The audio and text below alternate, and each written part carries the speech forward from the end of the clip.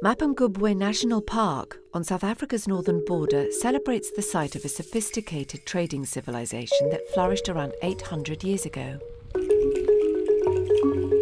In designing a visitors' centre for the park, architect Peter Rich was inspired by the spectacular scenery.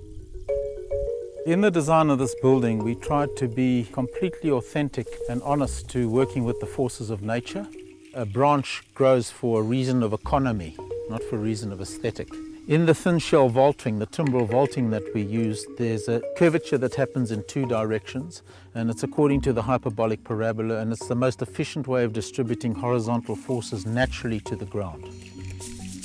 Covering an area of 1,500 square metres, the centre houses tourist facilities and offices for park staff, as well as the main exhibition halls. The interpretation centre is a bit deceptive from a scale point of view because you have none of the normal door height measurement to sort of pick up on. It's both big and it's small. The design makes subtle references to the history of the site. The cairn-like forms of the two main buildings evoke route markers found in southern African cultures. And the exposed edges of the delicate vaults are intended as an analogy to archaeology, the peeling back of layers of history. This 14.5 metre span vault has got double curvature to it. And you start from the sides with one tile and then two tiles, and then you work two different teams come to the centre.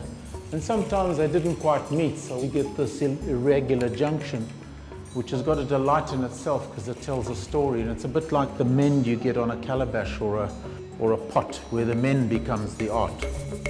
Timbral vaulting was chosen in part so that local people could work on construction.